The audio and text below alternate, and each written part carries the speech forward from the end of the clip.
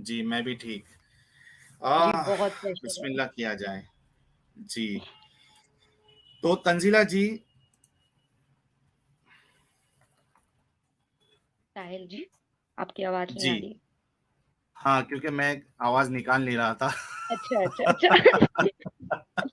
Makes sense, Aamir makes Khan ji कह sense. रहे हैं मुझे करो साहिल इनवाइट। आमिर खान, आप ईमेल करिए मुझे xmuslimindian@gmail.com पर, और अगर आप एक एक्स मुस्लिम हैं तो हम आपके साथ भी एक स्ट्रीम करना चाहेंगे।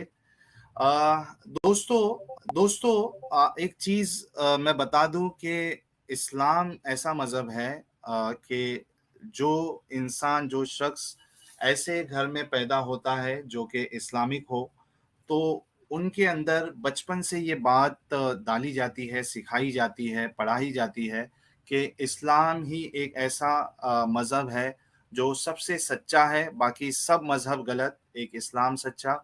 और मोहम्मद साहब जो है वो कायनात में, दुनिया में सबसे बेहतरीन रोल मॉडल है। और चूंकि जब आप इसी माहौल में आपकी परवरिश होती है, तो एक मोहब्बत इस्लाम को लेकर और एक चाहत दिल में बैठ जाती है। फिर उसके बाद आप सोचिए कि एक इंसान अगर इस्लाम को छोड़ देता है, तो इतना सीरियस केस है ये कि हमारे लिए जानना ज़रूरी हो जाता है कि क्या वो वजह थी, क्या वजूहात थी, क्या रीज़न्स थे जिसकी बुनियाद पे उसने इस्लाम को छोड़ दिया। तो विदाउट एनी डिले, तंजीला जी, जैसे कि मैंने आपसे कहा था, हम कुछ सवालात आपसे करेंगे और मैंने वो जी, सवालात भी आपसे शेयर किए थे, और हम वन बाय वन वो क्वेश्चंस आपसे करेंगे। और ज़रूर। मीनवाइल एक्स फेबियन सोशलिस्ट जी ने 349 रुपीज का सुपर स्टिकर भेजा है। बहुत बहुत शुक्रिया आपका। मिस ब्लश जी भी है। हेलो साहिल, हेलो बिलीव मी जी भी है। आपका, आपसे ये है कि आप अपने फैमिली बैकग्राउंड, आपका बचपन किस तरीके से, किस माहौल में गुजरा, और जब तक आप मोमिना थी या मुस्लिमा थी, तब तक की जो आपकी लाइफ थी, उसके बारे में डिटेल्स में हमें और हमारे दर्शकों को बताइए। अम, जी, साहिल जी, आप सुन सकते हैं? जी बिल्कुल, इज़ इट आपकी ऑल आवाज आ रही है। राइट? तो पहले मेरा फैमिली का बैकग्राउंड, मेरे फैमिली काफ़ी काफ़ी सेक्युलर थे, which is actually a good point. ऐसे ज़्यादा बहुत कम होते हैं एक्चुअली। लेकिन मेरी जो फैमिली थी वो काफ़ी बचपन से ही काफ़ी एनकरेजिंग थी टुवर्ड्स करियर एंड बहुत ज़्यादा थोड़ा सा प्रेशराइज़ आपको नहीं लाउड करते। बोलना पड़ेगा तंजीला जी। जी, जी, जी। अभी ठीक है? Is it better? हाँ, राइट। जबरदस्त। तो मैं बोल रही थी कि बचपन से मेरा फैमिली काफ़ी सेक्युलर था, काफ़ी करियर को लेकर ड्रिवन था। हम लोग में कभी उतना प्रेशर नहीं था रिलिजन का, टू बी ऑनेस्ट। लेकिन हमेशा से वो बात थी कि इस्लाम सच है। लाइक वो जो डॉक्ट्रिन होता है वो बचपन से ही दिया गया था कि इस्लाम छोड़कर कोई रिलीजन नहीं है, तुमको अभी पढ़ना है, स्कूल जाना है, जो भी करो वो ठीक है, लेकिन इस्लाम को भी फॉलो करना चाहिए। तो जी, जब आप बचपन से एक बच्चे को ऐसे सिखाते, ऐसे बताते, तो ऑब्वियसली वो जो बचपन का और टीनेज जो पीरियड होता है ना, वो एक बच्चे के माइंड काफी इम्प्रेशनेबल रहते हैं उस टाइम। तो उसके कारण हम लोग देख सकते हैं कि आप जो भी बचपन में सिखाते हैं वही एक्चुअली बहुत बहुत मुश्किल होता है उससे निकलना, बहुत ही ज्यादा मुश्किल। और ये सभी मुस्लिम लोग के लिए केस है। तो कभी कभी मुझे अगर मेरे दोस्त लोग बोलते हैं कि तुम तो कभी ठीक मतलब से मुस्लिम थी नहीं, इसीलिए तुम शायद नहीं समझी, या फिर तुम उतना मानती नहीं थी, ये वो। तो पहली बात तो अभी भी अगर आप मुस्लिम लोग को देखते हैं, लिबरल मुस्लिम जो लोग अभी के जनरेशन के मुस्लिम है, जो मॉडर्न मुस्लिम बोलते हैं हम लोग, वो लोग एक्चुअली खुद कुरान के बारे में बहुत कुछ नहीं जानते। वो लोग खुद बस यही मानते हैं कि नमाज करना है, रोजा रखना है, ज़कात देना है, बस। वो लोग का जो ड्यूटी है वो लोग ड्यूटी कर लेते हैं, और वो लोग कभी खुद अपने सोर्सेस को रिसर्च नहीं किया।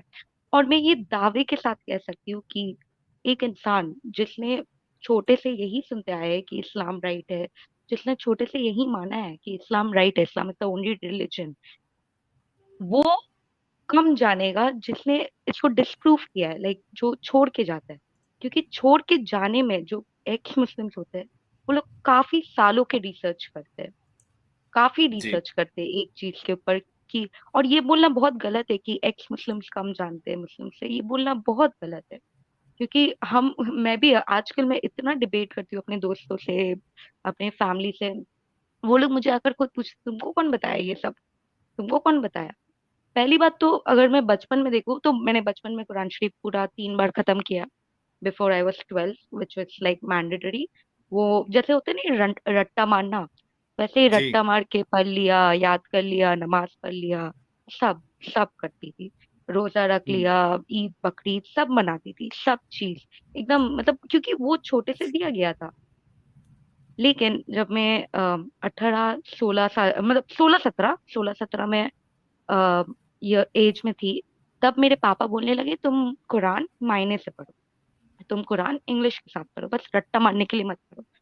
तो मुझे बहुत अच्छा लगा, मुझे लगा कि हाँ ये बात तो सच है, मुझे पढ़ना चाहिए।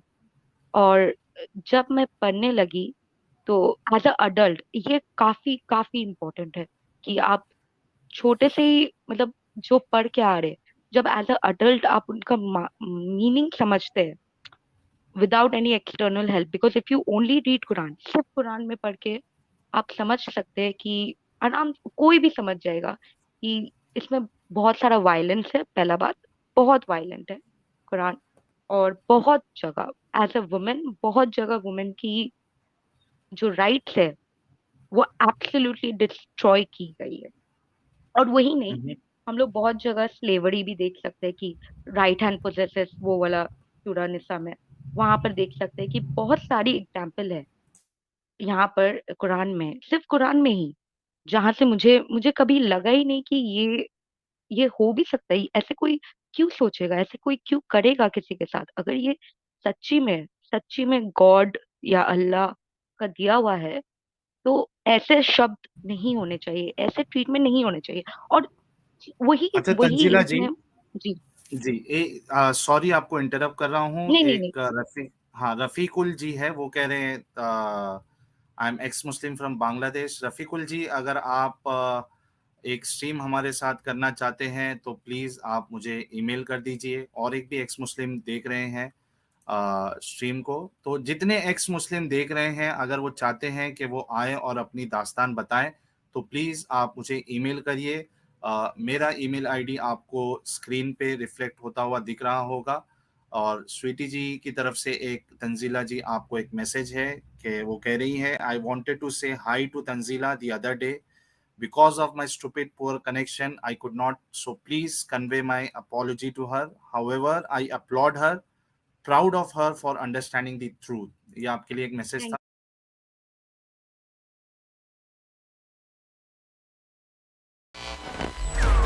तीन तक गिनूंगा। One. Proud of her for understanding the truth. ये आपके लिए एक मैसेज थैंक था यू सो स्वीटी जी की मच, तरफ थैंक से। You so much sweetie ji, बहुत बहुत और शुक्रिया। समवन जी है जिनके लिए हमने एक स्ट्रीम चलाया था, वो पूछ रही है कि आप कहाँ से हैं। इन केस अगर आप बता सकती है, अगर नहीं भी बताना है तो कोई इशू नहीं, क्योंकि सिक्योरिटी ज़्यादा इम्पोर्टेंट है। जी जी। तो मैं इंडिया से ही हूँ, बस मैं यही बता सकती हूँ, मैं चलिए, इंडिया इतना से ही भी हूँ हमारे जी। लिए काफ़ी है। हाँ। तो बस तो जब मैं पढ़ने लगी माने से, मुझे बस एक चीज दिल में चुभता था कि अगर हम लोग देख सकते हैं कि कितना चेंजेस हुआ है वो सोसाइटी से, ये सोसाइटी से, तो अल्लाह ताला पहले से ही अच्छे रूल्स क्यों नहीं दिए, पहले से ही इक्वल राइट्स क्यों नहीं दिए, पहले से ही आदमी लोग को ये क्यों नहीं बोल देते तुम बस एक ही शादी करो। क्योंकि ऐसे बहुत सारे जो एज अ वुमन मुझे बहुत खनकती थी बात दिल में। जी, आपकी आवाज़ चली गई है। हेलो। हेलो। जी, आवाज़ चली गई थी आपकी। अच्छा अच्छा, सॉरी। तो बस यही था। उसके बाद जब 1 साल पहले, ऑलमोस्ट 1 साल हो गया, जब मैं रिसर्च करने लगी कि मुझे मुझे हर एक चीज का मतलब जानना था, मैं काफी क्यूरियस हूँ। मेरे कॉलेज में भी मैं सर से इतना क्वेश्चन पूछती हूँ हमेशा। तो मैं हर एक चीज के बारे में जानना चाहती हूँ, और मैं ये सबको बोलती हूँ कि अगर आप कुछ खरीदते, पकड़ लीजिए आप कोई गाड़ी खरीद रहे या फोन खरीद रहे या घर खरीद रहे, आप 1000 रिसर्च कीजिएगा उसके बारे में, उस जगह के बारे में, क्योंकि उस वो एक बहुत बड़ा इन्वेस्टमेंट है।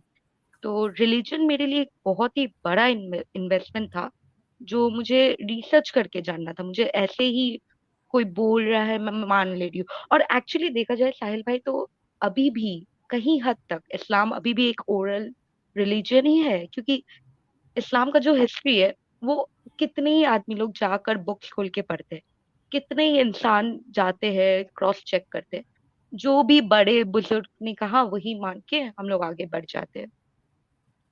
तो जब मैं 1 साल पहले जब मैं रिसर्च करने लगी, तो पहले सबसे पहले मैं अपोस्टेट प्रॉफिट उनका वीडियोस देखने लगी about Kaaba, and I am like no, I do not agree, there are lots of things जो मेरे अंदर was like no no no, this is he is wrong.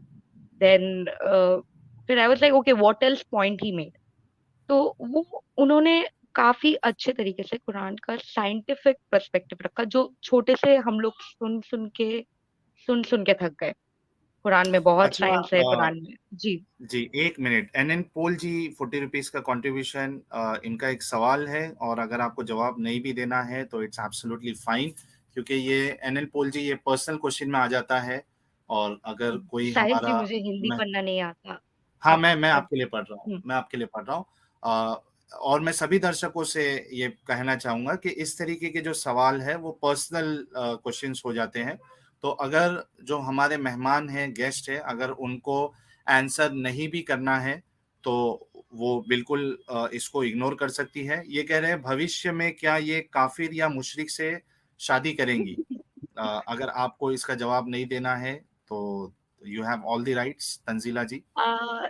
मैंने सोचा नहीं, टू बी ऑनेस्ट। मैं काफी अपने काम में रहने वाली लड़की हूँ, मैं बस करियर देखना चाहती हूँ। मुझे कोई फर्क नहीं पड़ता अगर कोई मेरे साथ है या ना हो, मुझे बस काम करना है।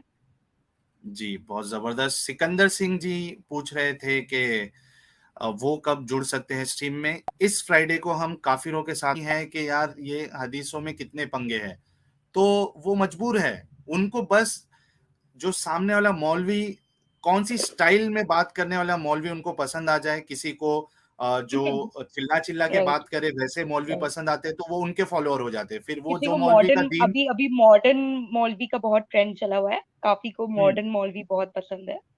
हाँ। अच्छा, मैं इसमें कुछ कैटेगरीज बता देता हूँ, उसके बाद फिर मैं आपको पूरा जरूर। मौका दे रहा हूँ कि मौलवी के टाइप कैसे कैसे होते हैं। एक एक मतलब लोगों की पसंद क्या क्या हो सकती है। एक एक तबका होता है मुसलमानों का जिनको वैसे मौलवी पसंद आते हैं जो भड़कीला बयान करते हैं, एकदम चिल्ला चिल्ला के ऐसा लगता है कि अभी इनके जो नस है वो फट जाएगी। राइट। तो ये एक तबका होता है जो इस तरीके के मौलवियों को पसंद करता है। एक तबका होता है जो सॉफ्ट मौलवियों को पसंद करता है, जो चिल्ला के बात ना करे, जो आराम से बात करे। एक तबका ये होता है मुसलमानों का जो कहानी स्टोरी टेलर मौलवी को ज्यादा पसंद करता है, जैसे तारिक जमील साहब है, हूरों की कहानी बताते हैं। ऐसे मौलवी को पसंद करता है। और कुछ होते हैं जो रोने वाले मौलवी को पसंद करते हैं, जो बात बात पे रो देते हैं। अभी एक इसी तरह एक मुझे मौलवी है पता नहीं था बेचारे, ऐसे भी मौलवी भी होते हैं। होते सब तरीके के मौलवी आपको मिलेंगे और फैन फॉलोइंग सब तरीके के मौलवी की आपको मिलेगी। तो एक मौलवी ऐसे है बेचारे कि अगर मैं भी उनको सुनूं तो मुझे भी रोना आ जाएगा, इतना रोते हैं वो, किस्सा बता बता के। तो तो कुछ लोगों को इस तरीके के मौलवी पसंद आते हैं। और देखो मिर्जा गालिब भाई बोल रहे हैं कि किसी मौलवी को हूर स्पेशलिस्ट मौलवी पसंद आते हैं, वही उसकी उसमें अपने तारिक जमील आ जाते हैं। किसी की चॉइस ऐसी रहती है कि जो रेफरेंस के साथ बात करते हैं, जो रेफरेंस, अब वो रेफरेंस कितना सही है नहीं है उससे मसला राइट। नहीं है, उससे कोई फर्क नहीं पड़ता कि ये बंदा रेफरेंस जो दे रहा है वो वाकई में सही है या नहीं है। जाकिर बस उनके नायक। लिए इतना काफी है कि ये रेफरेंस दे रहा है। राइट। हाँ, तो इस तरीके से कई सारे मौलवी होते हैं। और भी अगर अलग अलग जो उनका जो चेहरा है, अगर हमारे दर्शक या व्यूवर बताना चाहते हैं, मैंने जितने टाइप गिनाया उससे हटके, तो आप लोग प्लीज कमेंट में मेंशन कर सकते हैं। मुफ्ती अनस ले गया सना खान को, एक कमेंट आया। हाँ, उसका भी अलग लॉजिक है वो लड़की का। बिल्कुल। अच्छा, 844 लोग देख रहे हैं जो कि अपने साहिल जी, आप। 1 मिनट में आ रही हूँ, आप थोड़ा सा कंटिन्यू कीजिए। हाँ, मैं सुपर चैट्स ले लेता हूँ, आप आइए। तो सूद लेना देना लिखना ये सब हराम है, बल्कि कुरान में आता है कि जिसने रिबा यानी इंटरेस्ट लिया या दिया, वो उसकी मिसाल ऐसे है कि उसने अल्लाह के साथ जंग छेड़ दी, अल्लाह और उसके रसूल के साथ जंग छेड़ दी है। तो आप खुद सोचो कि कितना संगीन गुनाह है अगर कोई इंटरेस्ट या रिबा या सूद के बिजनेस में पड़ता है इस्लाम के हिसाब से। इसके लिए इन्होंने एक नया कॉन्सेप्ट लाया है, इस्लामिक बैंकिंग। अब वो पता नहीं किस तरीके से काम करता है, बिजनेस मॉडल क्या है, मुझे उसका आइडिया नहीं है, लेकिन ये बार बार इस चीज को लाने की कोशिश करते हैं कि हमें इस्लामिक बैंकिंग स्टार्ट करना चाहिए। तो आपकी बात बिल्कुल सही है। स्टीनो क्लासेस जी ने 100 रुपीज का कंट्रीब्यूशन किया है, थैंक्स अ लॉट। ये कह रहे हैं तंजीला इस यहाँ पे आपने ये किया था। राइट। तो मैं पहले अपोस्टेड प्रॉफिट का वीडियो देखती थी और मुझे लगा कि वो काबा के बारे में बहुत गलत बताया, मुझे खुद तंजीला जी, यकीन नहीं हो रहा था। आज मैं जी। आपको बोलने देने ही नहीं वाला हूँ। क्यों? अच्छा, 1001 तो 1000 हो गया ये। 1021, yes, yes, yes, a record, thank you so much a guys. record. अब without any disturbance, I am really sorry guys. नहीं नहीं तंजीला नहीं। जी आप कंटिन्यू करिए। जी। तो हाँ, अपोस्टेड प्रॉफिट्स, तो उसके बाद मैं उनका देखने लगी वीडियो। एक वीडियो देखा मैंने जो साइंटिफिक मिस्टेक्स इन कुरान, और छोटे से जो बचपन से हम लोग सुनते आए कि कुरान में बहुत सारा साइंटिफिक रेवलेशन है, लाइक पोक क्यों हराम है, क्योंकि उसमें कीड़ा होते हैं, बैठ के पानी क्यों पीते, क्योंकि वो बैटर जाता है पेट के अंदर, like all type of things. Also कि big bang was discovered in Quran. तो जब ये वीडियो देखा, मेरा तो मतलब मैं अंदर से हिल गई थी। आई वाज लाइक नो, क्योंकि मेरा पूरा बिलीफ सिस्टम, देखिए मैं काफी प्रैक्टिकल लड़की हूँ। मुझे अगर कोई चीज काम कर रहा है, मैं देख रही हूँ कि हाँ ये इट मेक सेंस, अगर ये लॉजिकली मुझे समझ में आता है, तो तभी मैं मानूंगी। तो मैं साइंटिफिक एरर्स इन कुरान, जब मैं वीडियो देखने लगी, मैं ना क्रॉस रेफरेंस करने लगी, और मैं वो लाइन छोड़कर ना उसके पीछे का आगे का कॉन्टेक्स्ट भी बहुत अच्छे से पढ़ने लगी। जी तब मुझे समझ में आया कि नहीं, यहाँ पर थोड़ा सा तो गड़बड़ है, कुछ तो है। लेकिन फिर मुझे याद है कि आई थिंक 2002 में किसी इमाम ने सऊदी अरेबिया में बोला था कि कुरान को हम लोग साइंटिफिक बुक के हिसाब से नहीं पकड़ेंगे, उसको पूरा आइडियोलॉजी या रिलीजियस बुक के हिसाब से पढ़ेंगे। तो हम्म वो बात सुन के मैं थोड़ी सी कंफर्म हो गई कि नहीं नहीं, इवन इमाम सेज कि वो इस्लाम साइंटिफिक नहीं है, वो वे में नहीं लेके जाते। सो आई वाज लाइक ठीक है, वो it's not scientific, so I I anything scientific I won't believe it. But वो होता है ना बचपन का हर एक बात। अब ना मैं पापा से पूछने लगी कि पापा, हम लोग छोटे में सीखे थे बिग बैंग है, बट अभी तो आप ये देखे, तो पापा भी मेरे साथ बैठ के आराम से 1-2 घंटा हम लोग डिबेट करते थे। रोज डिबेट करते थे मम्मी के सामने। मम्मी मम्मी को भी जो पता था, मम्मी भी हेल्प करती थी, लेकिन मम्मी कभी हम लोग के बात में ध्यान नहीं देती थी। तो हुआ क्या, उसके बाद ना मैं स्कूल में भी काफी सुनती थी कि मोहम्मद 6 साल की लड़की को शादी किया। And I am like no, क्योंकि मैंने तब तक हदीस नहीं पढ़ा था, मुझे नहीं पता था। तो मैं कुरान में नहीं लिखा था, तो फिर मैंने नहीं माना।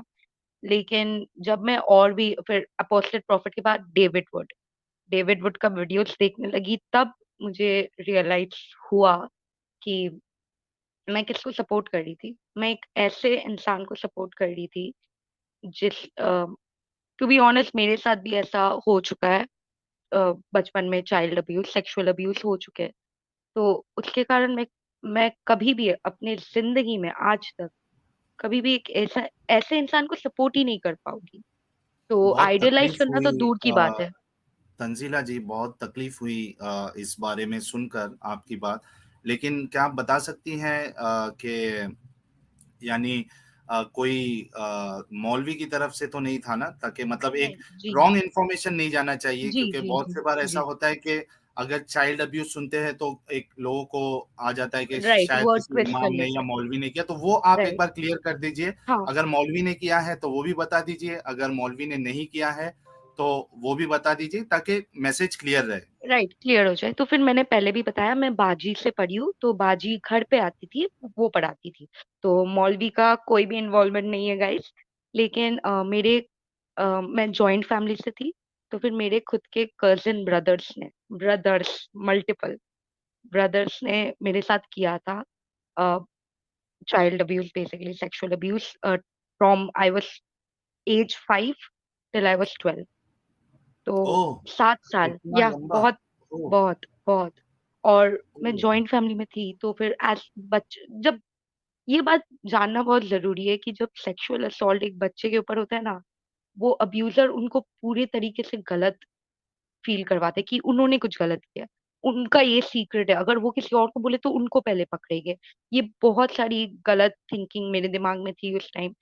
और जैसे ही मेरा एज 12 एज इन लाइक मैं प्यूबर्टी हिट की, तब they got freaked out because उन लोग को भी उतना पता नहीं था to be honest about female, about puberty and periods. तो वो लोग खुद मुझसे दूर होने लगे अपने आप ही।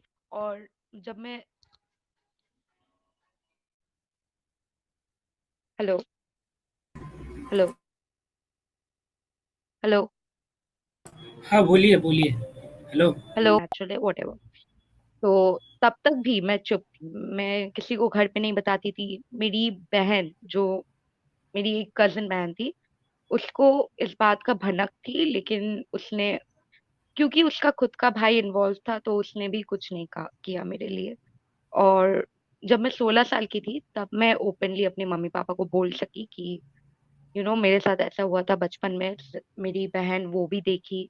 और एक्चुअली कोइंसिडेंटली, थैंक गॉड, एक चाचू थे जिसने गलती से देख लिया था, और वो भी अपने मुंह बंद रखे थे बिकॉज ऑफ फैमिली प्रेशर।